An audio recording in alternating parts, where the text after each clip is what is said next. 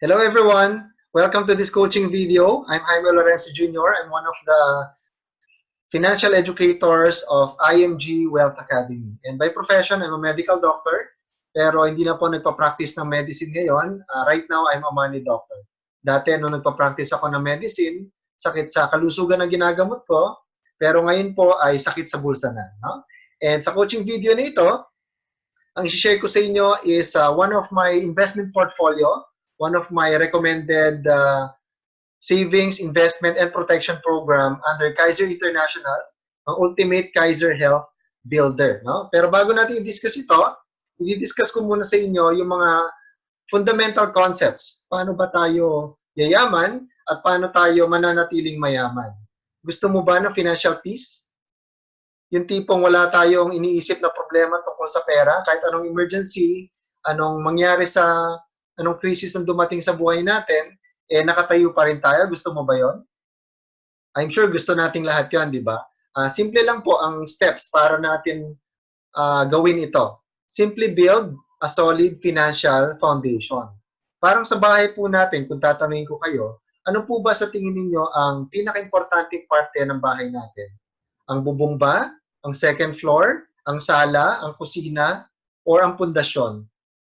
Siyempre, alam po natin, ang pinaka-importante ay ang pundasyon kasi kahit na napakaganda ng bubong natin, napakaganda ng pintura ng bahay, napakaganda ng kusina, world-class yung mga furnitures, mahal yung structure, pero kung walang pundasyon yung bahay natin, konting lindol, konting bagyo, pwede mag-collapse po ang bahay natin. Now, ganun din po in our financial house. We need to build it solidly. We need to build it strong.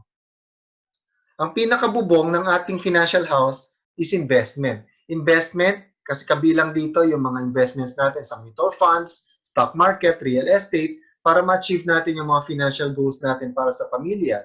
For example, retirement, college education ng mga bata, dream travel, dream home. Investment, ito yung tinatawag na money working for us. Kung wala kang balak magtrabaho habang buhay, then we need to have investment. Pero, hindi tayo pwedeng tumodo sa investment kung wala tayong sapat na emergency fund. Emergency fund po is equivalent to 3 to 6 months of our monthly income.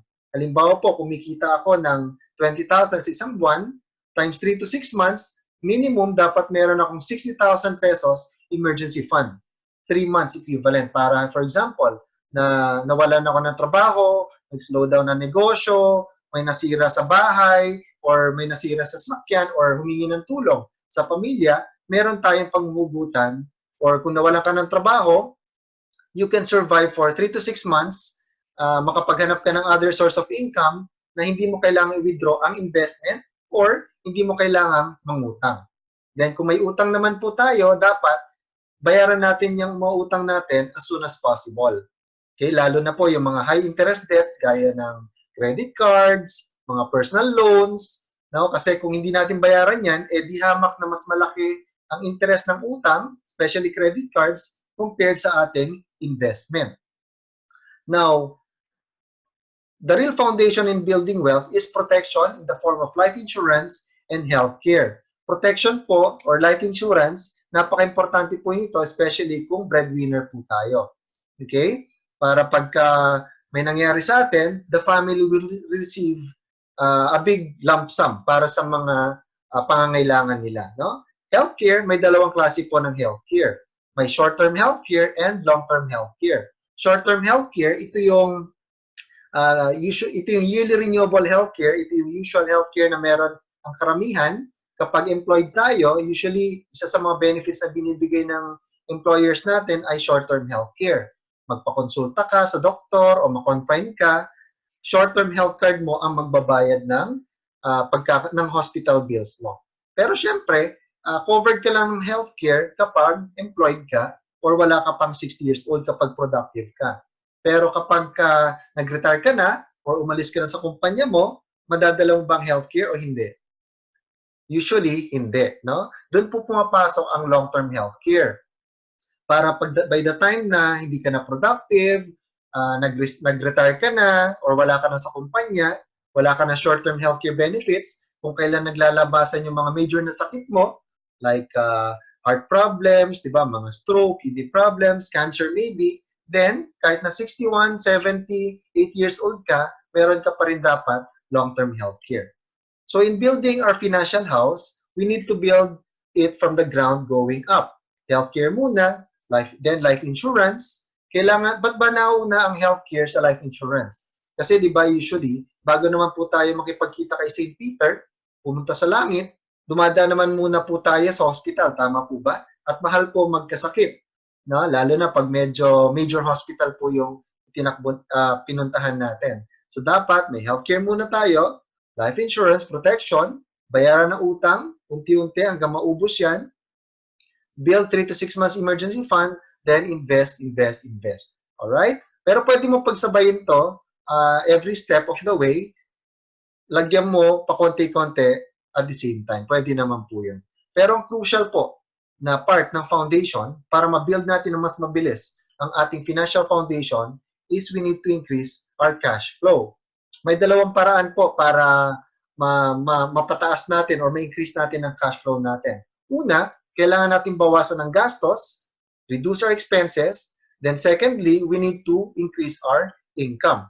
So kapag income natin ganito, expenses natin ganito, to increase our cash flow, reduce expenses, make more money, para mas malaking sobra, at yung sobra na yan, we will be able to fund our healthcare, makakuha tayo ng mas malaking insurance, mas mabilis natin mabayaran ng mga utang natin kung meron, mas mabilis natin mabuo ang 3 to 6 months emergency fund natin, and we can put more into our investment. Alright? Now, sa buhay po natin, may dalawang scenario na pwede mangyari. First, what if we die too soon? Second is, what if we live too long? Una, what if we die too soon? Sino mag-aalaga, mangangalaga sa pamilya natin? Who will take care of the kids? Who will send our kids to school? Sino magbabayad ng mga utang na naiwan natin? Kapag nakasandal sa atin ang mga magulang natin or may kapatid tayong nakasalalay sa atin, nakadepende sa atin, who will take care of them? Ang solution is life insurance. Now, what if we live too long naman, humaba sobra buhay natin? Let's say, nag-retire tayo ng 55 years old. Then may ipon ka, let's say 1 million. Then nagkataon, estimate mo, siguro ang buhay mo, 70 years old ka, so nagkataon, umabot ka ng age 100. So ang 1 million mo, kulang na kulang. Who will take care of you? Solution is, dapat meron tayong sapat na investment and long-term healthcare, enough money working for us. Common mistake po ng senior citizens is, nag-iipon po for retirement, for pension, but almost always nakalimutan ang long-term healthcare. So, nung nag-retire si senior citizen, very comfortable po ang lifestyle dahil may nakapaghanda, may retirement, may investment po siya. Kaso, unti-unti naglabasan yung mga sakit. Tumaas ang presyon, tumaas ang mga blood sugar, ang cholesterol, na heart attack, na stroke, medyo lumabas po ang kidney problems. Unti-unti po napupunta ang investment or retirement fund sa drugstore or sa hospital. No? Kapag kulang pa po ang ipon, ang retirement, unti-unti na isasanla or nabibenta ang property para lang mapahabang buhay dahil walang preparation para sa healthcare.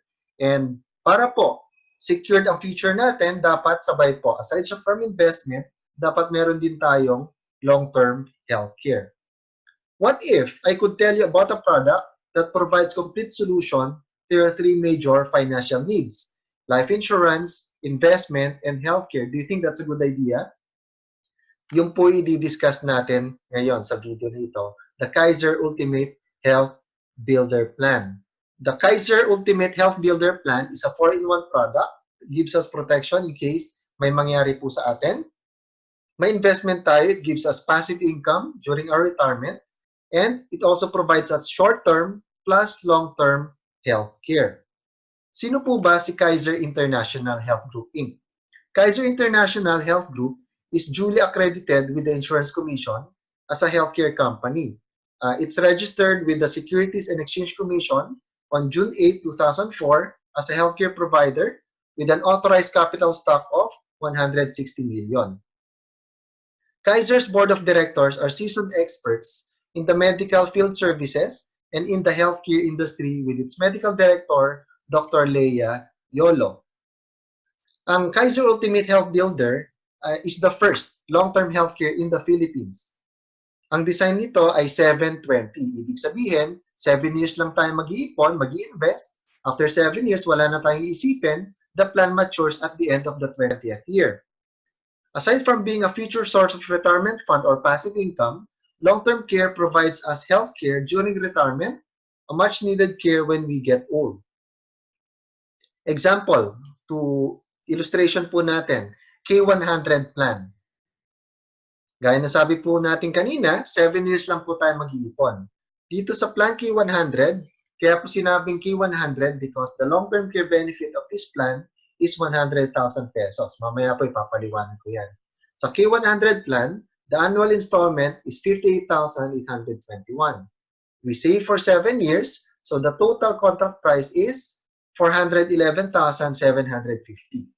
Yan po yung total inipon natin during the first 7 years. Now, ano ba yung mga benefits during the first 7 years habang naguhulog po tayo?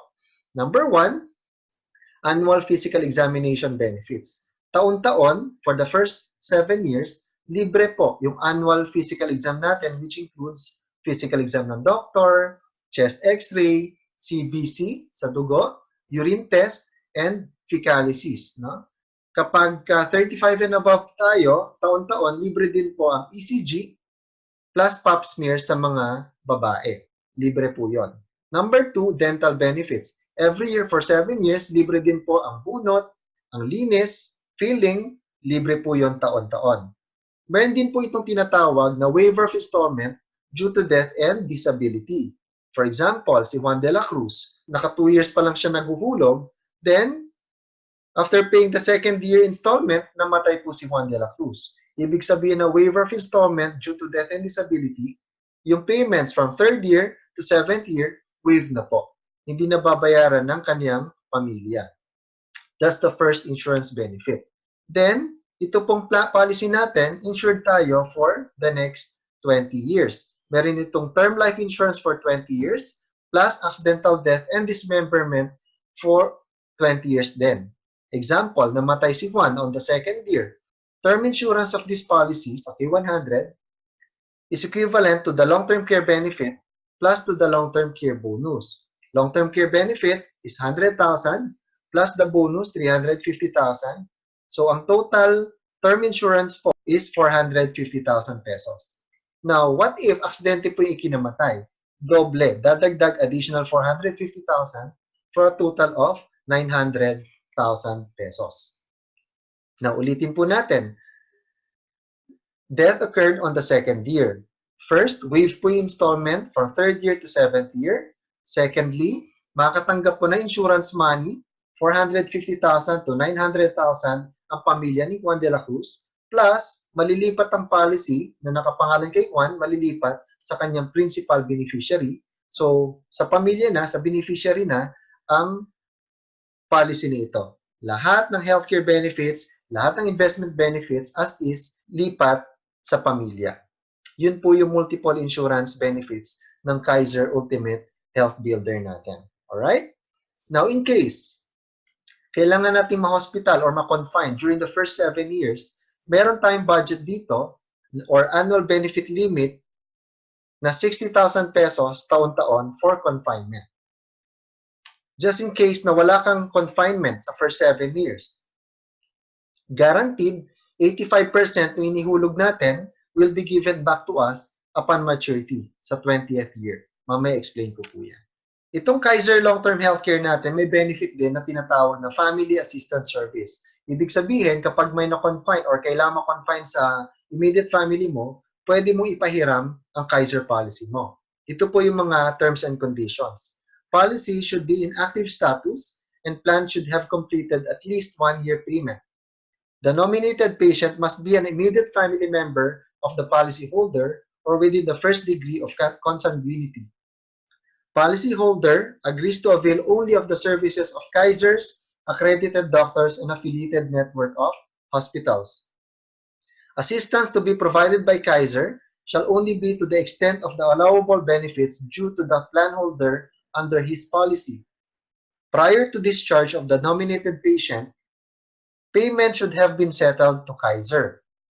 Kaiser's approval to avail of such assistance must first be obtained by the member, and the issuance of LOA will then be given. Please note that this assistance is an accommodation and not considered a benefit of the plan. Hence, approval and denial on the ailment solely depends on Kaiser management evaluation. After 7 years, so fully paid na po tayo, starting on the 8th year up to the 20th year, guaranteed yung 100,000 long-term care benefit natin earns 10% from 8th year up to the 20th year. 10% of 100,000 is 10,000 pesos every year. Taon-taon po yan up to the 20th year. Ito total po natin yan, 10,000 times 13 years, that's 130,000 pesos. But itong pondo po na ito, kapag hindi natin nagagamit for any medical availment, it earns additional interest. Nag-accumulate po yan, nagko-compound. Let's say wala tayong gamit from 8th year to the 20th year, total accumulated health benefits natin is 269,750. Itong amount po na ito will depend sa paggamit natin from 8th year to the 20th year. For example, during this period, nakagamit tayo, let's say, 50,000 pesos. So, mababawasan lang din tong amount na ito depending kung magkano lang yung nagamit mo. Then, meron din siyang additional yearly health bonus.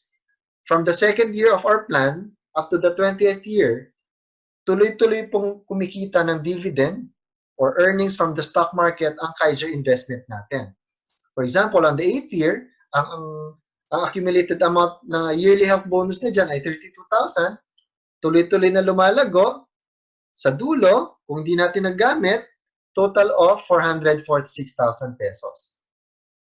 So the yearly health benefits plus the yearly health bonus ay pwede natin magamit for any medical availment from the 8th year to the 20th year. For example, on the 10th year, dun mo kailangan gamitin, ang available fund mo na dyan is about 64,000 pesos. Now, yung long-term care benefit, fixed po ito, 100,000 pesos. Ubusin man natin ang plan natin, i-maximize natin ang plan natin, from year 1 to year 20, ang long-term care benefit na 100,000 is fixed po, hindi po pwedeng mabawasan yan. It's guaranteed. Plus, the long-term care bonus, kapag wala po tayong confinement, during the first 7 years, ang ginamit lang po natin is the annual physical exam plus the dental benefits but no confinement during the first 7 years, guaranteed 85% ng ibinayad natin, 350,000, ibabalik po sa atin. Kapag tinotal po itong apat na to, that's a total maturity value at the end of 20th year, 1.1 million pesos.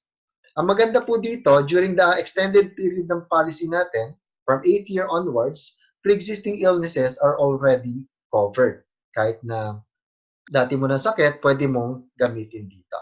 Now, ano ba yung options natin kapag nag-mature yung policy natin? Sa 1.1 million na maturity benefit natin, we have 3 options. First, pwede nating i-withdraw buong buo. Pero parang sa bangko, pag withdraw mo na lahat ng pera mo, closed account na po yan. And moving forward, wala na tayong healthcare benefits na pwedeng gamitin in case magkasakit tayo. That's the first option. Second option, pwedeng partial withdrawal. Let's say out of 1 million pesos, nag-withdraw ka ng kalahati, about 500,000 pesos, yung iniwan mong 600,000 pesos continues to grow, continues to accumulate as investment, and anytime you need it, pwede mong gamitin for healthcare. Kahit saan ka pa ma-admit, sa St. Luke, sa Makati Med, pwede mong gamitin. Kaiser Hospital pa rin ang mag-uusap.